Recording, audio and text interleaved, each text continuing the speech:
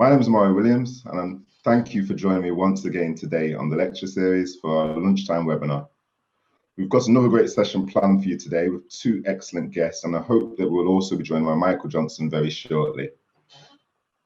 I'd like to introduce the team that's going to be with you. We've got Charlene Sharp, sorry. That was last week. Charlene, how are you? Okay this week? I'm very well, thank you. Very well, yeah. Brilliant. And we should have Michael Johnson. We've just got a few technical issues with Michael, and he will be with us very shortly. Michael Johnson, for those that don't know, is the England under-21 coach as well. So he's doing some great stuff with the international team. Now, our panelists today, we're joined firstly by Dr. Eddie Mighten. Eddie, how are you? Good morning, all. Thank you for having me. Great to see you, Eddie. Now, for those that don't know, Eddie Mighten, he has an esteemed career working within professional football for a time as a professional footballer. He also works within the media for ESPN out in the United States. And he achieved his doctorate this year around the theme of leadership, which we'll talk to him about very shortly. We're also joined by Aaron Webster, professional footballer with over 550 senior career appearances, and he's now working as a coach at Burton Albion Community Trust. So, Eddie, if it's okay to start with yourself. I'm glad I've got top billing, thank you. Obviously, we've known each other for well over a decade, probably going into two now. I know your story like the back of my hand, and I think it's an incredible story. The fact that you started off as a professional footballer, you made the journey over to the United States, and then not the typical journey that most footballers follow. You achieved your doctorate this year as well and have worked within higher education. So could you start us right back at the beginning of that journey as a footballer and how that journey began? Yeah, no problem. What I'd first say is probably not what you want to hear as an academic talking to your students, Omari, but this idea of personal development planning, throw it out. It's a load of rubbish. So my career, I could summarize in that film, Sliding Doors. My whole journey has been that kind of existence. So as you rightly said, I started off like all of us on here as that professional footballer with those aspirations of making it to the top. Very quickly realized I wasn't going to do that. And here's my first sliding door moment. I got released. I was at Nottingham Forest. I'm a Nottingham born lad. I was at Nottingham Forest, so that was a great achievement for me, playing for my local team. Once they had no need for me, to put it nicely, in the end, I met a guy and he said to me, "What are you doing now? You've been released." And I said, "Well, I've got some trials here and there and maybe go to Notts County, that other team we don't talk about, or Mansfield." He says, "Well, why don't you go to university?" And I said, "What would I do there?" He said, "Oh, no." He says, "I remember you. You were very bright at school. You got 10 O levels, they were called, GCSEs there." He said, "You should think about it." I said, No, don't. No, I'll be all right. I'll find a club and all of that.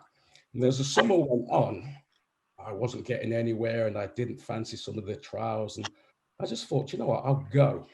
So I went to university. It was called Trent Poly back then. I'm showing my age. It's Nottingham Trent now. And I had no A levels. So I went from my GCSEs straight to university. And back then you had 20 hours lectures each week. So I just went and sat in, and I'd go every day and just sit in lectures. And I did this for weeks and weeks. And I thought, oh, this university thing's all right, you know. And then a professor came up to me and says, "Are you enrolled here?" And I said, "What?" He says, "You got to enroll to stay here. You know that?" I was like, "Oh." So anyway, I went through the process, enrolled, and now I'm a university student. And back then, year one, if you didn't pass your first year, you got thrown off the course. And I didn't understand university or how it worked. So I just went to lectures, scribbled a few things down. And the guy was like, "You got to do work and things like that." Anyway, long story short, I passed my first year by the skin of my teeth. Then I realized if I'm going to stay here, I've got to buck up a bit. And I did a bit and, you know, didn't get too involved. But I knew the final year we had 5 3-hour exams, and that determined your classification. It's very different now with coursework. It was just exams back then. And I had a good mind that I could look at something, remember it, and regurgitate it. Anyway, long story short, I got a first out of the cohort, and there were 33 students, and I was the only one. Now, they all looked at me. So graduation back then, you go up on the podium in your classification. So the guy got the first, me led, the 2 ones next, 2 2s, and I'm shouting back, look at you muppets back there. You know? Now, this was the most unlikely scenario. They brought me in after because they thought maybe I cheated. So I had to do a pseudo vibe, right? And I was going to America, and the guy calls me up and says, we got good news and bad news, Eddie. I said, tell me the bad news first. He says, you can't go to America. I said, no, that's not an option. He said, oh, let me tell you the good news. He said, you got a first-class honors degree. And I said, okay, mate, how about if you give me the one down so I can go to America? He said, no, just come in and answer a few questions. Anyway, I sat before this panel, and they just asked me questions that are on the exams. Still in my head, so I regurgitated, told them the answers. The guy stands up and says, Mr. Mighten, congratulations. You've got a first-class honors degree. And I was like, can I go to America now? Well, off I went to America, and I went for a 6-week holiday, and that was it, to visit my cousin in New York. After 3 weeks, I realized I had no interest in New York, didn't like it. I met a guy who was doing some soccer camps there. Yeah. So I decided to leave my cousins and go and do these soccer camps in Connecticut. And I loved it. And I'm coaching, and I eventually did 12 weeks of it. Long story short, that led me to get a job in a university in Connecticut. Okay. Wow. Another sliding doors moment. They gave me a job because at the time they had this piece of legislation called affirmative action, and they had to increase their representation of their faculty, they called it. So because of the color of my skin, I was black and I coached football. They said, yeah, you can have this job. I was so unaware of it at the time. I said, thank you very much. But took the job, was an assistant coach for 4 years, then went on to do 14 years as a head coach somewhere else, my own program. Another sliding doors moment. At the same time, my next door neighbor was football mad. And when I'd come home, he'd ask me about football, this, that, the other. And he was so annoying, Scott, but he worked for ESPN. I eventually set him up. He got a job somewhere in Springfield, Massachusetts. I'm like, great, Scott's gone. He rings me and says, oh, Eddie, by the way, I put your name up for an audition they're looking for TV commentators. And I think, oh, God. Anyway, I go in for an audition. All I had to do is sit down, talk. Next day, he said, oh, by the way, we really like you. We want you to be a TV presenter for you. So that was the start of me doing 10 years for ESPN. I did World Cup 98, 2002, Japan and Korea. La Liga was brilliant, absolutely brilliant gig. Wow, amazing. To fast forward, so I don't take all the time. So I did 20 years in America and had enough, basically. I had 3 young kids and a wife at the time. So we made the decision to come back. When I came back, I had all plans, BBC, Sky, this, that, the other. Not a chance. My agent was Steven Gerrard's agent. And in 2005, I don't remember when he was going to leave Liverpool to go to Chelsea. That's when I came back. Couldn't reach him at all. He was busy with Gerrard. So I had to reinvent myself. And then I took a job in the voluntary sector doing a project for Black and minority ethnic participants, trying to get them jobs in sport, not just playing, working in sport. Okay. Did that for 2 years. It was a time-limited project, and then moved into higher education, where I spent 11 years doing that. Just to finish off, I did my doctorate. I started, and I'm showing my age now, when I was 50. And I was just, leadership was my thing. That was what I taught, but I got bothered. I was really troubled by what I didn't know. I just thought, I don't know enough about this. So I started this PhD journey, and 4.5 years later, I completed the PhD. I still don't know a lot about leadership, but what I can say is nobody knows a lot about leadership, and we'll talk about that as we catch up. But that's really been my journey. It's been a series of opportunities coming my way, deciding, yep, take it, and the rest is what they say is history. So you took hold of the opportunities. It's an amazing story, Eddie, as well. I think some things that you spoke about that we'll definitely follow up on was that term positive action you described it as. Is that correct? Well, America called it affirmative action. Affirmative action. Now in Britain, you've got 2 ways they look at it. They call it positive discrimination, and positive action. Now, positive discrimination is America's equivalent of affirmative action. That just means you don't debate it, you just say, we're doing it. Now, positive action means let's do some initiative to try and stimulate the outcome we want. America didn't bother. They just said, we're doing it. Legislate, do it, change the representation in these organizations and move on. So there's a very big difference there. Yeah, and we'll touch upon that because I think it's relevant to obviously your own journey. And imagine last week we spoke to DJ Spoonie and Charlene Smith as well regarding their own journeys and representation within their sector. And this approach of positive discrimination, positive action, or affirmative action would have made potentially differences in their own career journeys. And I'm sure Aaron Webster as well, who I'll go over to now to introduce. So Aaron, just for our audience that don't know yourself, a footballer, a coach, a manager, a businessman, and one of Burton Albion's most capped players in the club's historic journey. You've played over 550 senior appearances in all competitions, and importantly, you've scored over 100 goals in your 15 years at Burton Albion Football Club. Aaron, what a CV. Talk me through your journey, if that's okay. Aaron. Well, first of all, thanks for having me. Eddie, what a story and what a journey that was to listen to. And I've not known much about you before, but that's just inspiring for me as a younger black man to see what you've done. So, yeah, thank you very much for what you said. My journey and pathway to be a footballer, like you said, a lot of good numbers there, things that I'm very proud of. Played for Burton I made 591 appearances, scored 101 goals, and that was mostly the left back as well. So, yeah, luckily I got to play for England C, made 6 appearances for England C as well. And my journey started as a footballer from being 16 years old at Burton, and we were non-league then. And back then in the 90s, it was called Dr. Martin's League.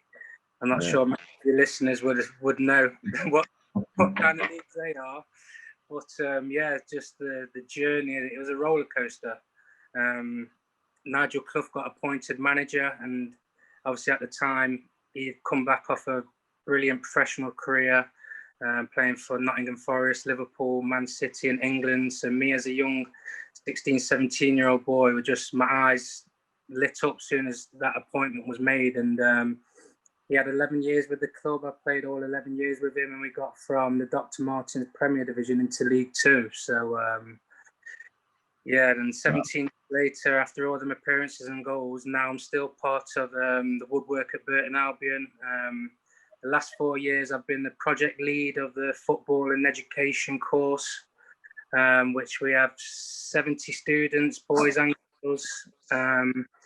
They combine football with education, and we try and better them as people and footballers and push them on. Obviously, for me as a coach as well, I want to help them become better footballers, because that's the dream. They're living the dream. They're studying, but they're getting to play football nationwide, traveling all across the country to play a good level of football. So they all want to go on in that career, but they're at football and education level for a reason and not in academies. So to promote the education as well. So just listening to Eddie and kind of what he went from aspiring footballer into education straight away, that's something that's never been on my mind. I've just had always one track mind, be a footballer. And luckily it happened. But now me being older and knowing I'm trying to build up a CV myself, and I'm nearly 40 years old, where while you're playing football, that CV is just what happens on the pitch. So now education is in the forefront of my mind when I'm speaking to these kids as well. So yeah, very contrasting to what Eddie said. So an amazing journey and a great scoring record as well from left back. Now, and it's really interesting. The two of you have worked under but Brian and Nigel Clough as well. So the Clough leadership runs strong through that journey. Now, you made that transition after playing into management, if I'm correct, at Belper Town Football Club. How was that experience? The application process, I guess, first of all, was the term that Eddie spoke about earlier on, the positive action, was that used, do you know, and what did you learn from the experience of while managing as well? As for the positive action, I'm not sure. I know the questions I asked afterwards, I asked how many people kind of applied for the job. And they said 4, and I made it to the final 4, which I was actually proud of myself. One of the times where I still look back now, even though the kind of 6 months didn't end too well there, but I've never had to make a CV or do a job application. I was a footballer. My applications or interviews were trials or actually on a football pitch. So for me to draw up a CV and talk about myself and my experiences in football was something new to me.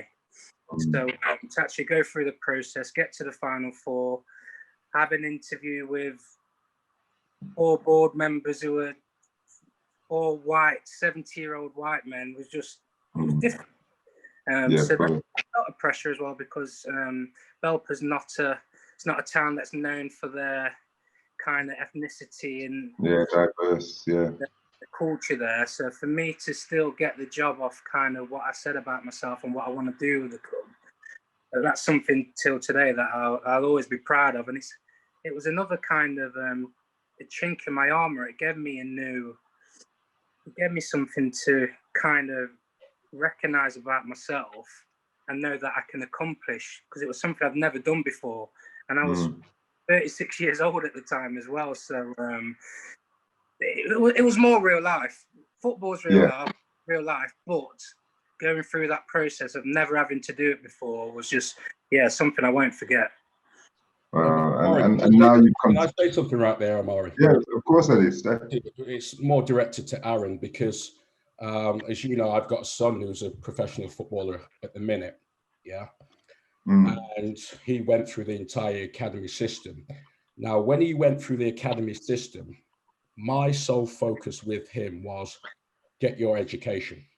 That was it, okay? You're there at the academy for one reason, to enjoy playing football, but your education comes number 1.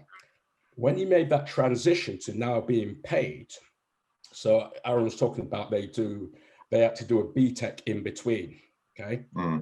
I discouraged my son. Here's a guy in education, an educated person. I told him to take the easiest qualification you can do, okay? And scrape it. Don't put any effort in, just do it, okay? And the reason is, and which is why I'm speaking to Aaron about this, because I know, even at my age, education will always be there. The opportunity to play football is time limited. You know, it takes intense focus, a lot of mental, physical effort to do that. So while you've got that, do that football thing only. If it doesn't work, or once you've had a career like Aaron, education will be there for you still to support you. So there'll be great opportunities there for you, Aaron, to do other things, and education will support you in that way. Yeah, thank you. I do see that, but then there's sometimes I question myself because I've never questioned my career as a player, but I see myself up against younger people at work and they're in the early 20s, and absolutely some of their things they've got, I'm playing catch up now because I've had a career in football kind of thing. So that's something I've got to play with and just try and. You're not playing catch up, Aaron. You're just doing it in a different way. You understand what I'm saying? There isn't one profile that fits. Your profile will be unique to you. So don't feel you're playing catch up. You're just doing it differently. Yeah, I agree. Thank you. It's really interesting as well, because some of the themes that have been reoccurring are things such as confidence within representation and belief in our own ability with the knockbacks that we've experienced and the challenges and everything else. It's really interesting seeing the journeys play out in terms of the pathways that everyone's taken to where we are today. And I guess as a standpoint for you, Aaron, Michael's obviously just joined us now on the line as well. So Michael's obviously had an esteemed career with Derby County, as everybody knows, but also currently is working as the England under-21 coach. So it's a great opportunity, I guess, to take it that way. And for Michael, obviously you've been hosting this series with me over the last, what's it been now? For this is our third week, and we've heard some really interesting journeys, and we've heard about barriers, and we've also heard about opportunities. Yeah. Tell us yourself, in your own words, if you could, about how you navigated that journey, similar to how Aaron has, from player to coach, and now where you're a sporting director. I think it's really interesting because, and good afternoon, everyone. I've had technical issues in getting on, but I finally managed to get through. It's interesting because I've walked every part of that journey. So I was a academy youth team player, was fortunate to have a 20-year playing career. I then retired. So then I went through Aaron's journey. Then I then got myself qualified. Now I've got a son, so I can see what Eric's on about with his son, Alex, in the system. I'm also been a youth team coach. So then I'm the coach, which is then looking at the youngsters who may not get through the system. And it's so interesting putting the pieces together.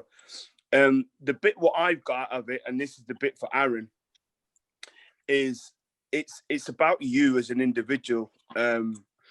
Regardless of what anybody wants to say or do, it's how much you want to get yourself to be the best that you can be, because that's all you can control. You can't control whether Burton give you a manager's job or whether this opens up, but what you can do is be ready in case that happens. But you take the focus, you take the wheel of your own career by making sure you can be the best that you can be. So whatever interests you in getting yourself qualified, go and get it. If it's coaching, go and get it. If it's to be a chief executive, go and get it. If it's business outside of football, go and get it. But don't let the industry try and tell you what you need to do to be qualified, and don't look at others because everybody else's walk is different. So I would encourage you to be really focused about how do you look at yourself every morning, knowing that you've strived to be the best that you can be. It's a great point. It's a great point. And in line with that, Michael, you've taken that next step now to be a business owner as well. Yeah. Since we last spoke, you launched the Player for Player platform, a career management collective founded by some amazing names. Obviously yourself, Gaga Mendieta, Cillian Petrov, to name but a few. Emil Heskey, I think, as well. Could you tell us about that firstly? And I guess we spoke about confidence earlier on, launching a business for yourself. How was that experience? Well, the whole launch was amazing. It was amazing to see a concept that evolved in the mind actually coming to fruition and actually being now delivered, and it's out there in the public domain. And within a week, we've had already over 100 calls, emails, messages about obviously predominantly footballers looking to get involved. And the whole concept is around what Aaron's just spoken about. When you transition out of football, there's a loss of identity. Because the minute that you no longer are a footballer, then the question is, who are you? And this is why education, for me, my faith was so important, because there needs to be a purpose to who you are. Why do you get up every morning? And the football tag will go. The lights in the stadium will go out. And then the question is, who are you? You are no longer Aaron Webster now walking in on a Saturday afternoon ready to play football at 3 o'clock. I'm no longer Michael Johnson, who fans are waiting outside the stadium to get a signature. And that leads to so many problems of bankruptcy, divorce, loss of confidence. There's so many, there's a plethora of problems. Gaza is the big one that everybody knows about. So I think it's really important, and Aaron hit on a great point about not getting ready whilst you're playing. We all wait to the end. Then once the end comes, then we try and scamper to get something in. Then we're 3 or 4 years out of the game. So the player for player is going to be there for players, to encourage players to start thinking about life after football, start thinking about transition, start thinking about your purpose, and giving players creditable advice. Because when there's lots of food around, there's lots of sharks in that water, and some of us have been bitten. So there needs to be credible advice given to players that have gone through that, who actually come out the other side, who then can look back and share their experiences of the industry. No, it's a commendable business vision, as well as the aims and objectives of what you're trying to achieve, and I wish it huge success. I'm not sure how much you've heard about Eddie Mighten and his background. Great story. Brilliant. So Eddie, what I wanted to ask you, obviously your PhD was around this concept of leadership. Now, there's been many topics already discussed. How does that link into what your findings from your study pointed out? I think when I looked at what you were discussing, and it said leadership and leaders in sport, what you have to understand when you engage in this idea of leadership is it's a minefield, okay? So if you put in a search into Amazon right now, the highest number of hits you're going to get is leadership. There is so much stuff, either academic, practical, trade books written about it. You can't read it all, okay? For someone like me, having studied the idea extensively, all it allows you to do is navigate the ideas that float around. But the key point I want to make about leadership is you've got to understand the false assumptions that it works on. What I mean is this. One of the false assumptions is leadership is an individual, right? It resides in a person, typically a man, okay? Sits at the top of some organization who has these great abilities, qualities, and their behaviors and actions result in performance, okay? Football is your prime example. So let's take Liverpool. They waited all this long to win this Premiership, yeah? And it's Jurgen Klopp, okay? Jurgen Klopp is the reason that they've now got to where they wanted to be. So let's ask yourself, if Steven Gerrard hadn't slipped, could it have been Brendan Rodgers? Yeah. Now, how much of what Jurgen Klopp did resulted in that championship winning success? The trouble we have is you can't separate his input from the result. We can't actually quantify it. So you've got a false assumption right away that Liverpool winning the league is down to Klopp. The media perpetuate it. Owners particularly operate on that, because if it ain't going well on the pitch, that person goes, yeah? Footballers I talk to say, well, the most important person at the club is the manager. So all these things are false assumptions, because having studied leadership extensively, what leaders are essentially, Omari, are professional people who do a role. That's it, you know? But we build them up that they have these great qualities, attributes, this, that, the other. And here's what we have to try and separate when we think about leadership. You've got a leadership over here, and performance. Yeah, wins, losses in football, profit, loss in business, that type of thing. What you need to try and understand what happens in between. You know, because you can't just jump from leader to performance. Something happens in between. And that's where I come in, that to develop leaders, you have to understand what happens in between. Essentially, leadership happens between people. So you understand what happens in between them, then you've got a better sense of it. You with me? Yeah, no, 100%. Eddie, I would agree and disagree to certain respectively. And I love and I'd like to just fresh out what you say that in between is. Yeah. So having been in performance environments, as you're alluding to, I find the difference when managers come in their kind of leadership style is building what you just said about people. I think majority of teams, there are muchness. I understand that. But I think the marginal gains, and maybe more than marginal gains, is the personality, the character, and the culture that a manager allows to thrive or not thrive based on the environment that he sets. So I just wanted to... Can I just come back on that, Michael? Yes, please do it. Educate me.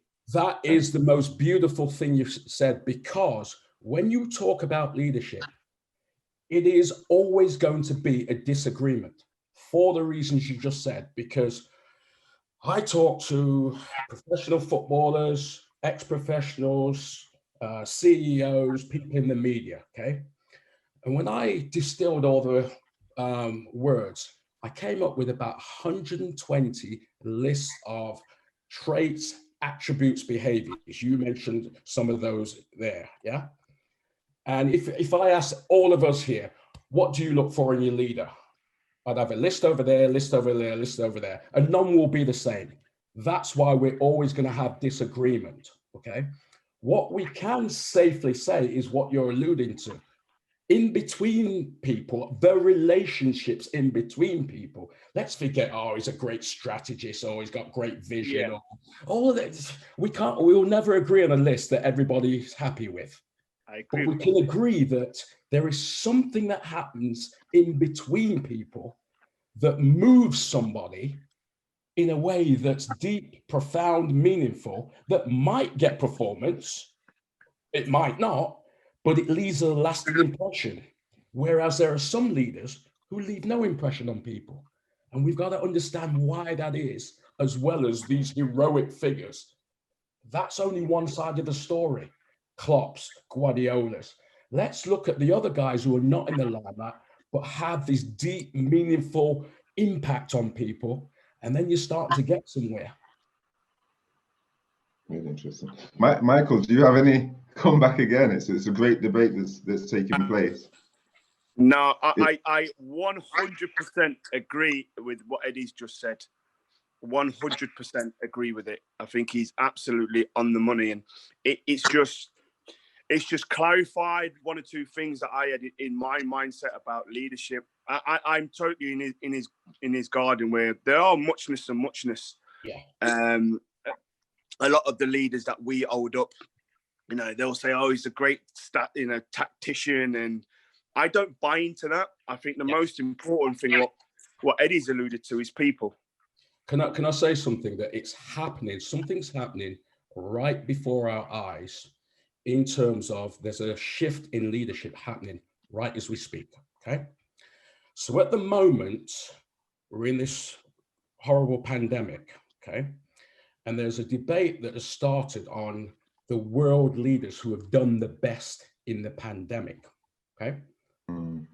And what they've done, really quite sad actually, they genderized the debate in terms of men versus women. And if you want to go that way, you look at Justine Ardern in New Zealand, Merkel, the Prime Minister of Taiwan. It just happens that there's a whole group of women who've done really well, if you can put in inverted commas, in managing the pandemic, okay? But that's not the actual real argument. The argument is, how have they got people to follow them and comply and stop in and do all these things, yeah? And this is a shift that's happening. It's beautiful, and it's happening in between, right in front of us. Before, they used to say, leaders got to be strong characters, great vision, da. Now we're talking about the empathetic. They care, things. And the paradigm is shifting, because leaders, these world leaders, are going to be judged on how they looked after their people, those qualities. And for me, honestly, you go as a football manager, you have to be able to do the job. You have to be competent. So all that stuff about tactics, if you can't do it, you won't get the job. Yeah. But that isn't enough. It ain't enough to have an A license or a pro license or all these great qualities. It isn't enough, because three things happen, Omari. What we want from our leaders resides in our heads. So we have conscious depictions of leaders based on our experience of leaders. We draw up our ideal leaders in our heads. Okay, so you've got an idea of an ideal leader, Michael might have one, and they're all different. What is also important is the context you work in is so important. So in football, there is one law: winning and losing. Okay, that shapes our perceptions of leaders as well. In academia, there's the significant factors in academia are different. In the healthcare, they're different. So we match what's in our head about leaders to what's important in our context, and then we come up with our idea of a leader. Yeah. There's something that's missing here. Don't forget, these are just people, human beings. It is the human being, the human interaction, yeah, that ultimately determines whether you move someone in a meaningful way or whether you lose them. And that's theoretically I'm talking. No, I understand completely. And with that, Eddie, and I guess to everybody as well, we've all been fortunate that we've held positions of leadership in our time of employment. But at the same time, statistically within football, as an example, with coaching, we're seeing a lack of leadership with only, I think it's 5 this year out of the 92 Football League and Premier League positions available. Michael, you're one of the handful, I could presume, of England coaches, an England 21 coach from an ethnic minority.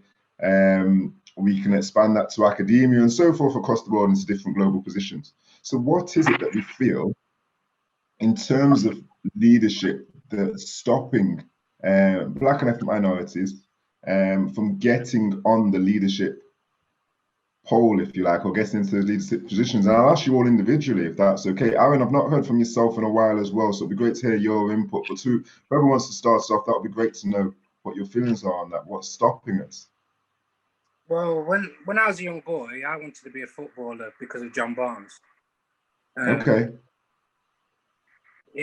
Just from where I grew up and just watching him on TV, there weren't many black men playing football the way he did back then. And he was just a beacon and a shining light for me just to see. And I just wanted to do everything he could. So him, as well as my mum, they were big inspirations in my life and helping me become a footballer. But now football's kind of gone. I'm not a player anymore. I'm looking at people as black men and as coaches, and there's not many to look at. There's not many to aspire to. Like you say, Michael's doing a great job. You've got Chris Hughton, who's in and out in jobs. Luckily, he's just got one. There's not many. So for me, and just kind of with the John Barnes story, I just want to take it upon myself just to be that John Barnes for another young kid, whether he's white, whether he's black. I just want to be a role model. I want someone to be at that age and think, I want to be like him. That's me to just dig out my journey in coaching, and whether that's coaching at a high level or becoming a manager, wherever that takes me. I just want young people to look up and aspire to, I want to work hard like him to get into the place and get them opportunities. But there isn't enough opportunities, I don't think, as a black coach. I think it's well noted that, like I said, there's five black men across the 92 clubs who have got a significant job role within coaching or management. We talk about the Rooney Rule, and the Premier League have come up with the BAME initiative, and I believe in some of it. I don't believe in some of it. I believe that it's based on merit. If you're good enough, you should get there, but that's not always the case. So these initiatives will help it go along, but I just think education from young will help us as a country and the world move forward. Even like a couple of days ago, my daughter is 5 years old coming from school, and she was telling me about Rosa Parks. I could not believe it. I could not believe she knew the name. And that's probably me, as a black man, probably quite bad. I'm not telling my 5-year-old daughter that story already, but she's telling me the whole movement and what Rosa Parks did and how she changed things. And it just made me smile. I had a conversation with Burton Albion's chairman, who's black, a few weeks ago, and he asked me if I did any education, whether it was Black history or anything. I said there was nothing. We did not do one piece of Black history in education while I was at school. So for my 5-year-old daughter to come home and talk about that and memorize it, and she's talking about listening to Bob Marley and things like that, that just hit home a little bit. And I think if that comes up now, things should change in years to come, hopefully, anyway. No, so it's a great point. And you spoke there about the lack of representation, and obviously John Barnes being that role model. But Eddie, you spoke about earlier on this perpetuating story, if you like, the ownership and the owners at football clubs and businesses have. Do you think that this lack of black managers and coaches in the game is a perpetuating message that now almost fits the stereotype for those in the positions of power when selecting a manager and a coach? I think I'm going to follow on with what Aaron said. I sort of smiled because he said, you've got to earn it on merit, right? Is that, am I correct? Yeah. That's correct, yeah. And I remember teaching my students, because remember, I told you, my first job in America, I got because of the color of my skin. Now I throw it out to these students. You know, what do you think? Is it right? Okay. Now, that's a difficult question to answer. Is it right that I got a job because of my color of my skin? It's actually a philosophical question because you can't actually prove it, okay? All you can do is argue it from one perspective or another. And I don't know, even in the panel, how people would feel about it, okay? But that's what happened, yeah? So you have to deal with that to start with. The other part of it, Omari, I think we're asking the wrong question here. So you're saying what's stopping us, okay? The question shouldn't be posed to us. Go ask the people there. And I'm really interested in all this debate. Aaron talked about these initiatives, yeah? Lovely, great. But ask the people, employ people who sit at the top, just ask them why. And maybe let's understand why they don't see the need to hire people or they can't find people. Whatever their reasons they give, the question needs to be asked to them, Omari, not us. And then once they give their answers, explanations, ask Roman Abramovich, why don't you want a black coach? Why do you hire one? He'll come up with whatever reason. Then we can start to understand the issue better. Asking me and you and Aaron and Michael is probably not the right way to get the answers we're looking for. Yeah, no, I completely understand. Great question. It's a great point. It's a great point. And where do we go from that standpoint then? Because how do we take what would our next steps be is the question, I guess, to make changes for us as individuals as well. I think there's a big piece here, and Eddie's 100% right. I think that one of the reasons I've had discussions with some of the leaders in football clubs, governing bodies, and a lot of it boils down to perception, which is driven by the media. So you all hear in terms of Lukaku's got, he can speak 5 languages. He's got 2 master's degrees, but you will never hear Lukaku worded in terms of intelligent, creative. I heard the other day even described as the big number 9. You know, he's in beast mode. He's aggressive. He's so powerful. And so when it comes in terms of leadership, if you've been drilled that way over the last 10 years, and that's been the narrative about you as a player, which is predominantly at black people, You know, John Barnes is quick down the line. You know, he just goes past people. Nobody talks about his intelligence, his craft, his insights. So that when you now step into try and get into a senior leadership position, already the narrative's been built, as opposed to somebody what's white, who's a captain, smart, intelligent, show leadership skills, whatever that might mean, as Eddie's alluded to. But therefore, the narrative is that this person is the one that actually, from a leadership perspective, he's got a good chance of predominantly going into a leadership position after his days are finished. No, it's really, so we look at high profile leaders in the game. Sol Campbell, Paul Ince, Rio Ferdinand. I think they've all captained club and country. Les Ferdinand, I think, is the only one that's working in a senior directorship role within a football club. I may be incorrect. And you have to look at who's above Les. Yeah. So you're right, but above Les as an owner is a Malaysian owner, somebody of ethnicity. That's opened the door for him. But and add to that, Michael, that was the point I was trying to make, Omari, about my career journey. Yeah. I wasn't qualified to go to university, but I was capable. Somebody said, here you go. We know you're capable. Go and fly. I never coached before. I was given a job. We are capable, Omari, but you can't fulfill your excellence without opportunity. So the question is, we have to now ask those people.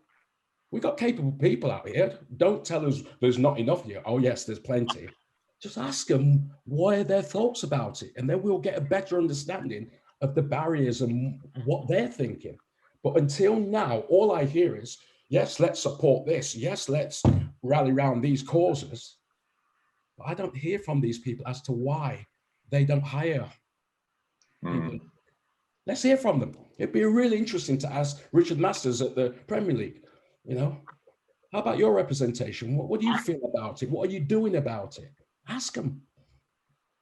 Yeah, it does create future debate, which we are, unfortunately, this could go on for another hour in itself, if not for the rest of the day. Now, we're in our last 10 minutes, and I want to leave with something of substance. So we've covered many topics over these last few weeks, and one of the things that someone raised, we discussed, was around this concept of social change. And Eddie, you also spoke about the importance of caring. When you speak about initiatives, we know that the Black Lives Matter campaign is an example within the Premier League, and I think it's been followed around a number of clubs in Scotland as well, and also in cricket and so forth. We've seen in America with Colin Kaepernick, with taking the knee originally 12 months ago and being lambasted, etc. How do we, and that's probably the wrong question. I was going to say, how do we? So you've already got me thinking that way. So I guess for me and for the listeners is two things. Firstly, as individuals, what can we take control of that we can control? Because that goes back to what Michael spoke about earlier on, being ready for the opportunity. So firstly, what do we need to do to take control? And then secondly, how do we, from our point, is there anything we can do to go and create change from the power brokers, if you like? Yeah. And that's to everybody as well, for that final 10-minute conversation. Who do you want to start? We'll go with yourself, Eddie, if that's okay, just to get the ball rolling on that. For me, and you know, I don't subscribe to these top tips ideas because life isn't a prescription. You know, there's no A, B, C of it. Just write your own story. Write your own story. While your story's unfolding, And people talk about, you know, the pandemics gave us time to reflect and everything. Actually do something else, not just reflect, be reflexive. And what reflexive means is think about your own thinking. And if you understand the way you are thinking, you might actually think, actually, I need to change the way I think about some of this stuff. So always keep thinking and challenging your own thinking as an individual, but write your own story. As an organization, you've got to keep challenging people, but challenge them from a place of knowledge. You know, one of the things I really found fascinating in the pandemic, when they were pulling down all these statues, there were things I didn't know about that kind of history. I thought, wow, I need to brush up on my knowledge too. So challenge people, but make sure your knowledge is sufficient, it's up to date, it's relevant to make an informed argument, if you will. That would be my perspective. Thank you, Eddie. And Aaron, if we could come to yourself. For me personally, I don't know what I can do to change things or impact things. So I've just got to be myself. I've got to drive forward with what I want to do and meet my ambitions and goals, and be a leading light to people of all races. And if we have everyone driving that same way, things will change. If every young black man, whether you're in football or you're in business or in education, if you do whatever you want to do properly, professionally, respectfully, you have empathy with people, there's going to be more black men in roles that there are today in years to come. As well as helped us with education in schools, but we've got to take it from our own hearts, and we've got to drive things forward as a black man to go where we want to, so we can have followers aspiring to do the same. All right, thank you. Before you come to me, Omari, I'm going to flip this to Charlene, because it's a real interesting point. And I think Eddie brought the point up about world leaders and how comes a lot of the female world leaders have had real success in leadership in their countries. And here we have a female leader who set up the platform that we're on.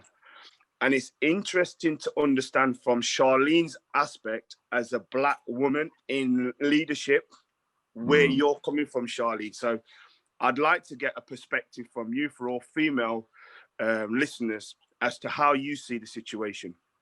Great question. No pressure.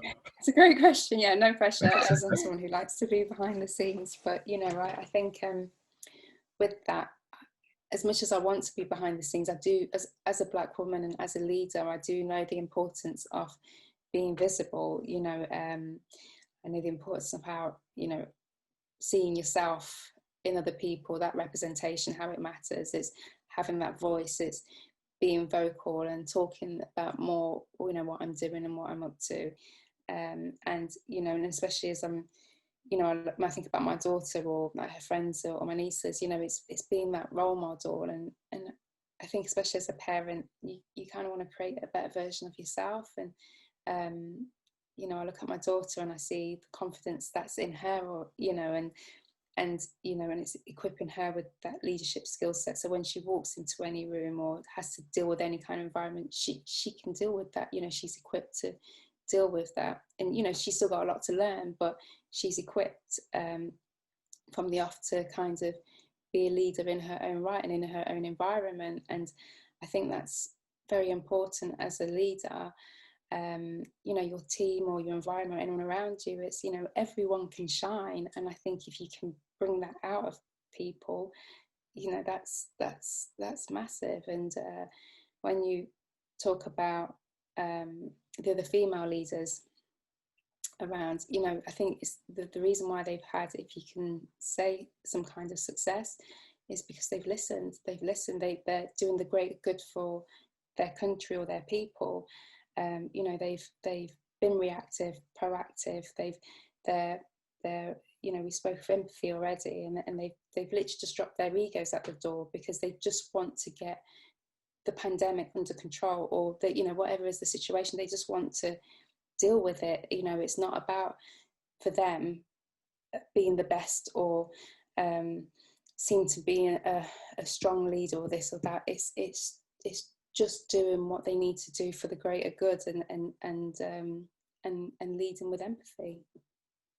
I don't know if that answers your question. There's a key point, Omari, that's come out of all of that. Despite all the disagreement and confusion about leadership, how you act in relation to others is so important. In relation to others, you know, not your self-interest, you know, people will remember you in relation to others, how you act. Very important. Great point. I think that's similar to a Bible verse. Michael, you spoke about your strength with faith as well, doing to others. And with that, Michael, I'm going to pass over to yourself to give us your final perspective, and as my co-host will lead on wrapping this session up as well with those points. I think for me, it's a real deep subject, but for me, the mind's such an important vehicle. And for me, the leadership it starts with me and how I view things, how I dream, what is my goal. And nobody can stop me from achieving what I want to achieve based on the concept which is inside my mind. Yes, there may be one or two obstacles along the way, but the journey of education, it's me. If I'm going to get myself qualified in this, I'm going to get myself qualified in this. And with that comes real fulfillment, real role model. I don't need a football club to give me a manager's role. I give it myself. If anybody looks on my LinkedIn page, I'm a sporting director. No club's giving me a sporting director, but I studied for that, so I give it myself. So I refuse to let anybody or any industry govern what Michael Johnson's capable of doing, because my mind thinks it, I'm going to go after it. And with that, my children see me achieve. There's role models. There's joy in when the final picture comes where you got your gown on. But if I was to listen to other industries, they'd probably tell me you can't do it. Or what's the point? There's only 4 managers out of 92. What's the point? So the point that I'm trying to raise is we all can lead our own lives and build aspirations for your children, your nieces, your nephews, your communities, by just being the very best that you can be, irrespective of what anybody else is doing. We have to be before we become, I guess. And it's a really powerful, poignant message to end on, Michael. Thank you very much. And look, I have to say that this has been and Michael, I'm sure you'll agree, over the 3 weeks, this has been the most eye-opening, insightful. I think we've learned things along this session as well. And that's we have to sort of take our hats off to the guests today. Aaron, it's been a pleasure hearing about your journey, Wonderful. The highs, the lows, the challenges, the aspirations. And Eddie, the journey, the learning, the stubbornness to never settle for anything less than 100%, I think is really inspiring. And I think that the one message, I guess, that we can take from this is that we are all individual leaders, and whatever that term may mean. And I thank you all for your leadership today on this discussion. It's really been a really interesting topic that I'm sure our guests have enjoyed and have learned something today as well. So thank you all. Aaron and Eddie, you've took me to school today, man. It's been wonderful to hear both your stories. I'm sure that everybody that's listening will be obviously inspired by these stories. And there's a lot of food for thought. It's really provoked my thinking, some of the messages. So from the bottom of my heart, I can only thank you guys. And I'm definitely going to reach out to Charlene to get both your numbers, because the conversations and the learnings need to continue. I think really does. For me, it's been the flipping of the questioning. That's what I've learned today, what Eddie said. And yeah, definitely will be taking that on board for sure. We've not followed script at all. We've got a range of questions. We've not asked one of them. And it's been for me, it's been my favorite session. I've really enjoyed hearing from the full panel of us. If we include Charlene as well, the 5 of us here, it's been brilliant. So I'll end up first of all by just saying thank you to the guests, because we are over time. So thank you for the guests, and thank you to everybody that's signed up to the podcast. Plug in next week for the session. Where we'll be talking about and looking at the concepts of community and the pursuit of progress within the community. For more information, to sign up, go to www.thelectureseries.co.uk. Are there any final words from anybody before we officially sign out? Otherwise, I will thank you all once again. Brilliant. So I guess, Eddie, I can't believe we've kept you quiet at that point. I thought you were going to have another word from you. If you get me started, you can't stop me. So. But no, thank you. Thank you to everybody. It's been a pleasure. Really enjoyed speaking to you all. And I wish you a great week and weekend as well. All the best, guys. Thank you very much. Take care, everyone.